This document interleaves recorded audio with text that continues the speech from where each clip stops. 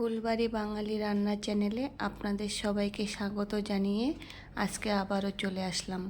আজকে আমি নিরামিষ সবজি বানাবো। এইভাবে নিরামিষ সবজি বানালে ভাত রুটি যে কোনো কিছুর সাথে খেতে পারবেন।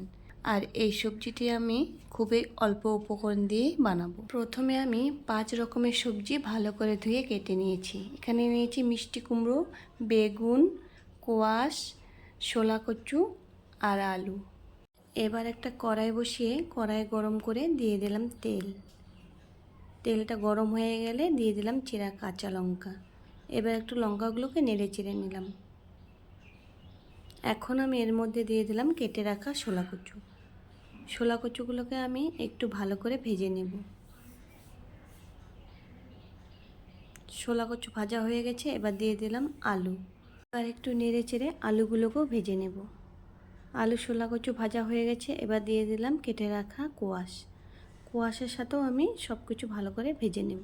সবগুলো ভালো করে ভাজা হয়ে গেছে, এবার দিয়ে দেব কেটে রাখা মিষ্টি কুমড়ো আর বেগুন। এবার সব সবজি আমি আবার ভালো করে একটু নাড়াচাড়া করে নেব। এখন আমি এর মধ্যে দিয়ে দিলাম স্বাদ মতো লবণ, 1 চামচ হলুদ গুঁড়ো। লবণ হলুদের সাথে আমি সবজিগুলোকে ভালো করে মিশিয়ে নেব।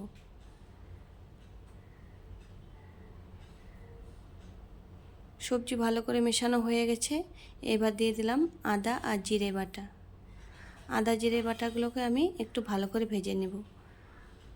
আদা জিরে আমার ভালো করে ভাজা হয়ে গেছে, এবার এখানে সামান্য একটু জল দিয়ে দিলাম সবজিটাকে ভালো করে কষিয়ে নেওয়ার জন্য। সবজি কষানো আমার হয়ে গেছে, এবার এর মধ্যে আমি একটু জল দিয়ে দিলাম। একটু নেড়ে চেড়ে 2 মিনিটের জন্য ফুটিয়ে নেব। ঝোলটা ভালো করে ফুটে গেছে, এবার এর উপর দিয়ে দিলাম কুচি করে রাখা ধনিয়া পাতা আর দিয়ে দিলাম সামান্য একটুখানি চিনি। এবার নেড়ে চেড়ে এটাকে আমি নামিয়ে নেব।